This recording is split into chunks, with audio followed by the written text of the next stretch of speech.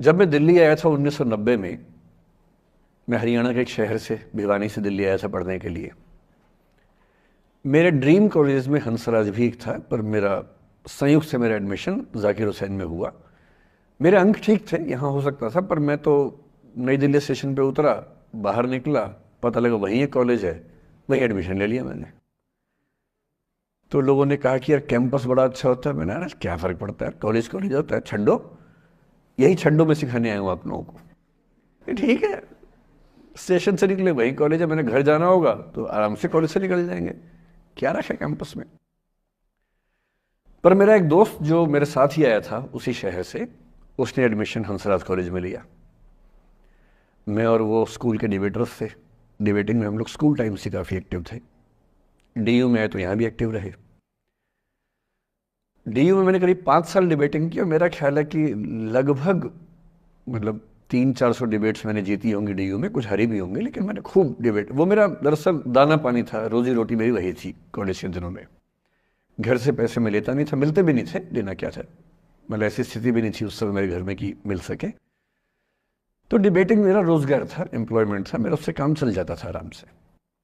उसका भी चल जाता था, वो हंसराज से था, मैं जाकिर हुसैन से था।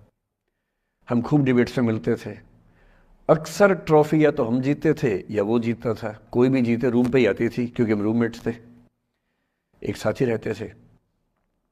वो मुझसे योग्यताओं के मामले में 21 था, बल्कि अगर वो 21 था तो मैं 15 ही रहा हूँगा या 12 रहा हूँगा, 22 या 21 तो नहीं रहा हूँगा, मुझसे बेहतर था योग्यताओं में। बड़ा अच्छा व्यक्ति था। ग्रेजुएशन के बाद मैंने एमए हिंदी साहित्य में एडमिशन लिया, जबकि बीए ऑनर्स हिस्ट्री में किया था मैंने। उसने तय किया कि वो कुछ और करेगा, प्रोफेशनल कोर्स करेगा, नौकरी करेगा, तो वो चला गया दिल्ली से। मैं दिल्ली में रहा। फिर मैं एमए के बाद तैयारी करने लगा यूपीएससी की। तब तक मैं यूजीसी जेआरएफ कर चुका था। पहला अटेम्प्ट दिया, प्रीलिम्स हो गया। मेंस मेरा 96 के मेंस की बात कर रहा हूँ, मेंस शुरू होने वाला था, 2 दिन रह गए थे। करीब 10 दिन पहले वो मेरे पास आया हुआ था दिल्ली में, मिलजुल के अच्छे से बात कर गया था। उन दिनों उसका एक प्रेम संबंध कहीं हमारी ही एक मित्र के साथ चल रहा था। हम सब दोस्त थे, तो उनमें से 2 लोगों का आपस में का अफेयर था। मुझे नहीं पता क्या हुआ, लेकिन मेरे मेन एग्ज़ाम से 2 दिन पहले रात को 12 बजे एक फ़ोन आया और ये बताया गया कि मेरे दोस्त ने फंदा लगा के अपनी जीवन लीला समाप्त कर ली है। वो दिल्ली से दूर था कहीं, और जिस व्यक्ति के बारे में मेरी राय ये थी कि उतना जीवट वाला व्यक्ति कोई हो नहीं सकता, जो जिंदगी से हार सकता ही नहीं, जिसके होने से कई लोग हमेशा जीता हुआ महसूस करते हैं, वो चुपचाप एक बंद कमरे में जिंदगी से हार गया। मैं आज तक नहीं समझ पाया कि ऐसा कैसे हुआ। बाद में टटोला, उसके पेरेंट्स से बात हुई, भाई से बात हुई, उन्होंने उसकी याद में एक सोशल वर्क शुरू किया ताकि किसी और बच्चे को ऐसा ना करना पड़े। तो जो हल्का हल्का अनुमान हुआ वो है कि शायद कुछ ऐसा था रिलेशनशिप में जो नहीं संभल पाया था, और रिश्ता टूट ना जाए इसका दबाव बहुत ज़्यादा था, और वो दबाव झेल नहीं पाया। इस उम्र में ऐसा फेज आता है, कई बार आता है। ये एक कहानी है, हंसराज कॉलेज से ही जुड़ी है, इसलिए मैंने सोचा कि वहीं से बात शुरू करूँ। नाम जैसा कि मैंने कहा मैं नहीं बताऊंगा, तो नाम बताने का मतलब भी नहीं। और वो जिसकी मैं कहानी सुना रहा हूँ, आप लोगों के जन्म से पहले की बात है। आप तो सब 21वीं सदी वाले बच्चे होंगे ना, जेन जी होंगे आप सब लोग, तो ये तो बहुत पुरानी बात है। एक दूसरी कहानी सुनाता हूँ। मैं आपको 2-3 कहानियां सुनाऊंगा, फिर उन सबका सार निकाल लेंगे एक साथ हम लोग। दूसरी कहानी ये है कि जब मेरा सिलेक्शन हो गया 97 में, मतलब 96 अटेम्प्ट में पहली बार में मेरा सिलेक्शन हो गया था, मैं एक्सटेंशन लेके तैयारी कर रहा था, और डीयू में मैं पढ़ा भी रहा था उस समय। तब मैं शायद डीएवी कॉलेज में था या अग्रसेन को, मैं 2 जगह पढ़ा है डीयू में, तो उनमें से किसी कॉलेज में पढ़ा रहा था उस समय में। तो उस समय एक लाइब्रेरी है कैंपस में ही, सेंट्रल रेफरेंस लाइब्रेरी, आप जानते होंगे, सीआरएल बोलते हैं, जो विवेकानंद जी की स्टैच्यू है उसके सामने ही वो लाइब्रेरी है। उस लाइब्रेरी में नीचे सब बैठ के पढ़ते हैं और टॉप फ्लोर पे रिसर्च फ्लोर है जहाँ एमफिल पीएचडी वाले बच्चे पढ़ते हैं। मैं उस समय शायद पीएचडी कर रहा था या एमफिल खत्म हुई थी, वहीं बैठता था, पढ़ता था रोज़। कई दोस्त पढ़ते थे हम लोग वहाँ। हम सुबह 8 बजे लाइब्रेरी खुलते ही वहाँ घुसते थे, रात को 1 बजे निकलते थे लाइब्रेरी बंद होने के समय। तो वहाँ एक छत थी, छत पे छोटी सी कैंटीन थी जहाँ हम लोग जब जब बोर होते थे दिन में 3-4 बार जाके चाय पीते थे। चाय पी ली, बिस्किट खा लिया, थोड़ी गप्पे मार ली, वो सब वहाँ करते थे। तो वहाँ मेरे बहुत सारे दोस्त थे, उनमें से कई लोग अब बहुत सीनियर सिविल सर्वेंट्स हैं, कुछ लोग प्रोफेसर्स हैं डीयू में। 2 बच्चे थे मुझसे जूनियर, 3-4 साल जूनियर थे, बड़े प्यारे बच्चे थे। मुझे उस समय तक पढ़ाई लिखाई का शौक अच्छा खासा हो गया था, तो वो रोज़ मेरे साथ बैठते थे केवल बात करने के लिए। किसी मुद्दे पर बहस करनी है तो बहस होती थी, समझते थे। फिर मुझे पता लगा कि वो दोनों रिलेशनशिप में हैं, रिश्ते में हैं, दोनों ने शादी भी कर ली। उनकी योजना डीयू में पढ़ाने की थी या सिविल सर्विस की भी थी, शायद, पता नहीं। मेरा इंटरेक्शन बहुत ज़्यादा उसके बाद रहा नहीं उनसे, क्योंकि मैं सर्विस में चला गया था। इतने जिज्ञासु बच्चे थे दोनों, इतने जिज्ञासु कि उनसे मिलकर तबीयत खुश हो जाती थी, कि हर चीज़ जानने का मन करता था उनका, हर विषय पढ़ने का मन करता था। एकदम जीवन से भरे हुए बच्चे, आंखों में चमक ऐसे। फिर दोनों की शादी हुई तो मैं शादी में जा नहीं पाया, क्योंकि मेरा रिश्ता सिर्फ लाइब्रेरी में 1 घंटा गप मारने वाला था, उससे ज़्यादा था नहीं रिश्ता उनके साथ। फिर सुनता रहता था कि मैं सब बढ़िया चल रहे, पढ़ाई कर रहे हैं, तैयारी कर रहे हैं। इंटरकास्ट मैरिज की उन लोगों ने, खूब हंगामा हुआ, दोनों घर में तलवारें खिंच गई, किसी तरह से तलवारें संभाली गई, मैनेज हुआ, दोनों साथ रहने लगे। और फिर 3-4 साल के बाद एक दिन मैंने खबर सुनी कि उस बच्ची ने फंदा लगा के जीवन लीला समाप्त कर ली। ये बात भी दिल्ली विश्वविद्यालय की। ये उस दौर के सब लोग इस कहानी को जानते हैं। मेरे ख्याल से ये दोनों कहानी आपकी प्रिंसिपल मैडम जानती होंगी, नहीं ध्यान कर पाएंगे तो मैं उनको जैसे नाम बोलूंगा अकेले में वो तुरंत समझ जाएंगे मैं किसकी बात कर रहा हूं।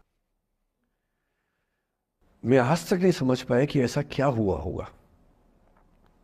तो बाद में अनुमान जो हुआ वो ये, इंटरकास्ट मैरिज, परिवार का दबाव, समाज का दबाव, आपस के दबाव, टॉक्सिक रिलेशनशिप, अंत में उस दबाव को न झेल पाना और जीवन समाप्त कर देना, ये हुआ। ये 2 घटनाएं हैं। एक तीसरी घटना ये है कि दिल्ली में आज से 25 साल पहले घटना घटी। आप लोग तब बस पैदा हुए होंगे, घुटनों में चल रहे होंगे, या उससे 5-7 साल पहले की बात रही होगी।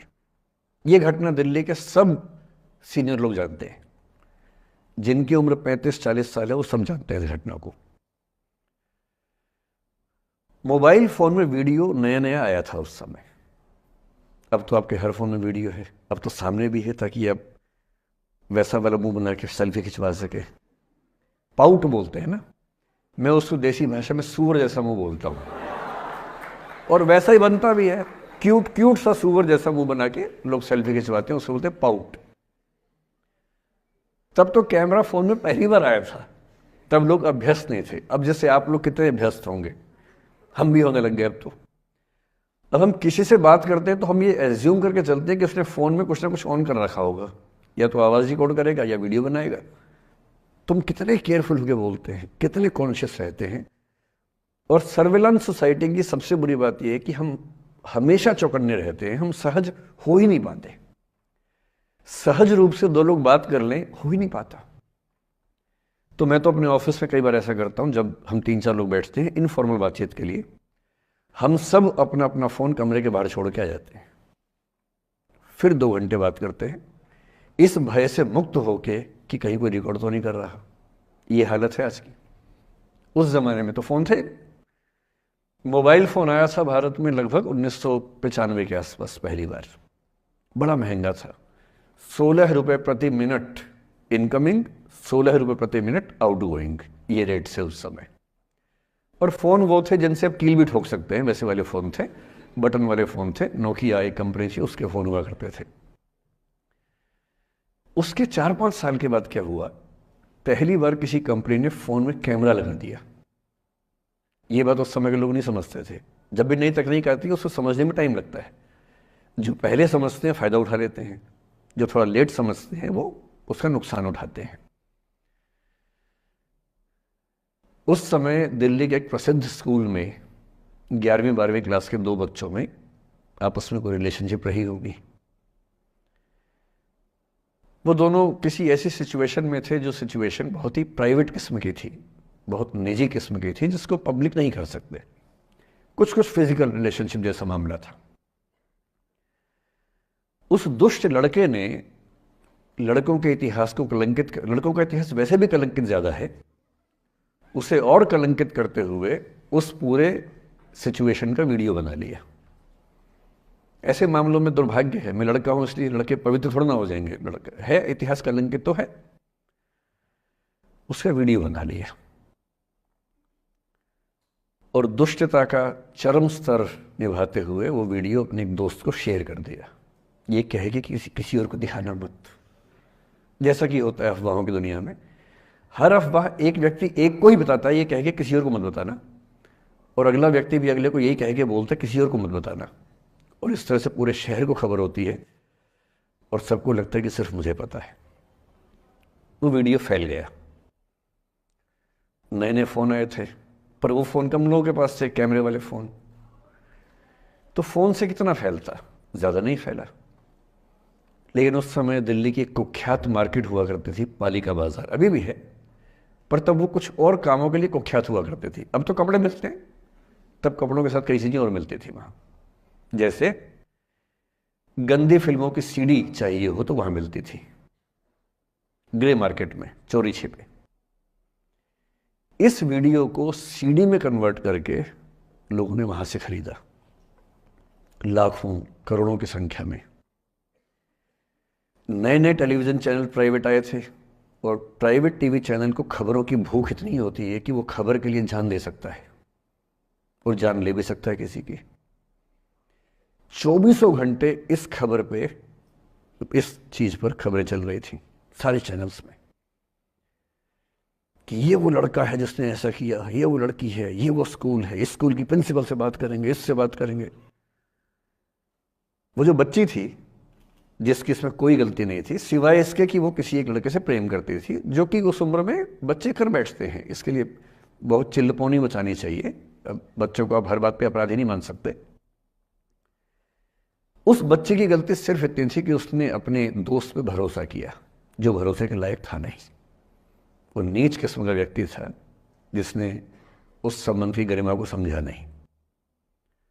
उस बच्ची के घर के बाहर 24 घंटे न्यूज़ चैनल से कैमरे खड़े रहे।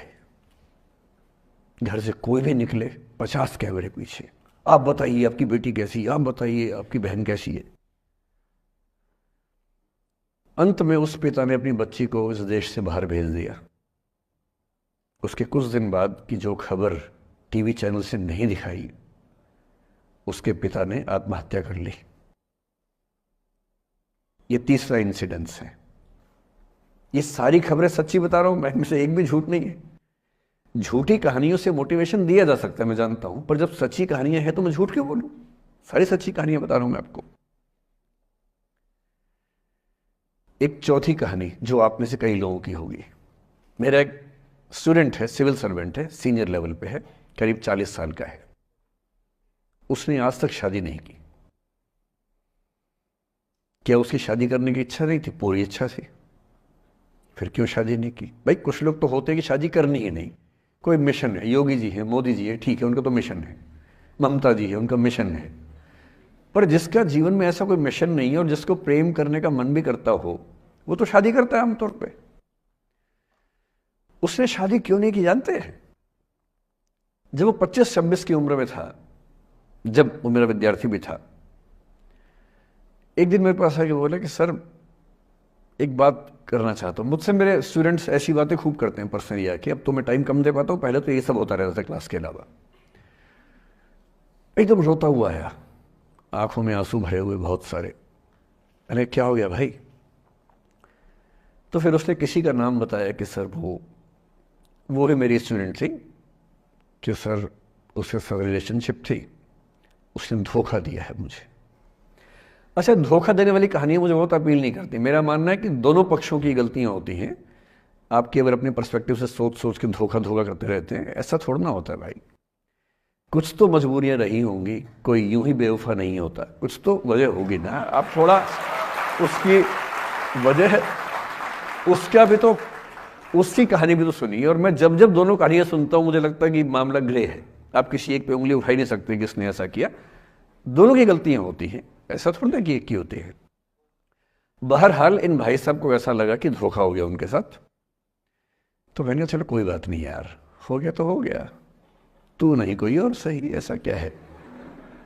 इतनी बड़ी दुनिया है, 8 अरब की आबादी अब है, उस समय भी 6-7 अरब तो थी। मैंने कहा 3.5 अरब 350 करोड़ में कोई तो होगी तुम्हारे लिए, ऐसा क्या है, कोई और देखेंगे। पर वो थोड़ा ज़्यादा सेंटिमेंटल था उस समय।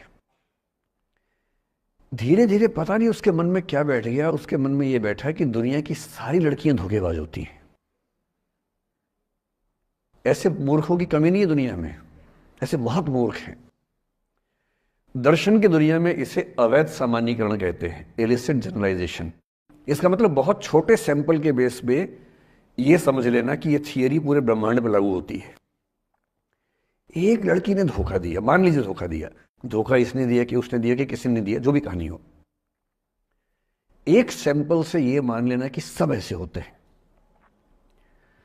और उसके बाद से उसने कम से कम 10 बार कोशिश की, 10 लोगों से मिला, बातचीत की शादी के लिए। डेटिंग तो क्या करेगा 40 की उम्र में, लेकिन हाँ बातचीत करके देखा कि शायद रुचियाँ मिल जाए, स्वभाव मिल जाए तो शादी के बारे में सोचें। हर बार 3-4-5 मीटिंग के बाद वापस हट जाता है। अब तो मैंने पूछना बंद कर दिया है। जब तक मैं पूछता था बोलता था कि सर 3-4 मीटिंग के बाद लगता है कि ये भी वैसी ही है। मैंने कहा भूल जाओ भाई, उससे भूल जाओ, बात खत्म हो गई। उसके बच्चे घूम रहे हैं आजकल स्कूल में, अब तुम कम से कम शादी तो कर लो। वो भाई साहब आज तक अकेले हैं, और अब तो बाजार में मूल्य भी कम हो गया उनका, अब विकल्प भी ज़्यादा नहीं मिलते हैं। अब जो विकल्प मिल रहे हैं वहाँ उसकी रुचि और कम हो गई है। तो पूरी संभावना है कि वो जीवन अकेले ही गुजरेगा अब उसका। एक अंतिम एग्जाम्पल देके फिर मैं निष्कर्ष की तरफ बढ़ूंगा। मैं एक आईएएस ऑफिसर को जानता हूँ, 2 आईपीएस को जानता हूँ, बहुत योग्य लोग, देश के सबसे अच्छे संस्थाओं से पढ़े हुए लोग, प्रॉपर आईएएस प्रॉपर आईपीएस में नौकरी करने वाले लोग, और इन तीनों ने अपना जीवन समाप्त कर लिया नौकरी में रहते हुए। क्यों? क्योंकि नौकरी और घरेलू जो दुविधाएं थी उनको झेल नहीं पा रहे थे, ना झेल पा रहे थे ना भूल पा रहे थे, लेट गो नहीं कर पाए तो गिव अप कर दिया। और इसलिए मुझे अक्सर लगता है कि जितनी चीज़ें हम सिखाते हैं बच्चों को, हिस्ट्री, इकोनॉमिक्स, लिटरेचर, वो सब ठीक है, उनका भी महत्व है। शायद उससे ज़्यादा महत्व इस चीज़ का है कि ये समझें कि अपने इमोशंस को कैसे मैनेज करना है। जब जीवन में ऐसा लगे कि सब खत्म हो गया है, जब जीवन में लगे कि बहुत टॉक्सिक किस्म की लाइफ हो गई है, उससे बाहर कैसे निकलें, शायद ये सबसे महत्वपूर्ण लेसन होता है जो हम सबको सीखना चाहिए। मैंने कहीं से सीखा नहीं है, ना मैंने ऐसी किताबें पढ़ी हैं। हालांकि मैंने 2 किताबें मंगवाई हैं पिछले हफ्ते, पढ़ी नहीं है अभी तक, तो मैं किताबों के बेस पे नहीं जानता कैसे सीखते हैं, लेकिन ज़िंदगी से तुम सीख सकते हैं। इन कहानियों का सबका एक ही सार है, वजह अलग अलग है। एक व्यक्ति ने इसलिए अपना जीवन समाप्त किया कि वो रिश्ता उसके हाथ से छूट रहा था। एक ने इसलिए जीवन समाप्त किया कि रिश्ता बन गया था पर समाज के दबाव, घर के दबाव मैनेज नहीं कर पाए। एक ने जिंदगी भर शादी नहीं की सिर्फ इसलिए कि वो पुरानी यादों को भूल नहीं पाया। अरे एक बार गलती हो गई तो हो गई, आगे तो संभावना जीवन में है भाई, क्यों इतना हावी रखना उसी से दिमाग के ऊपर।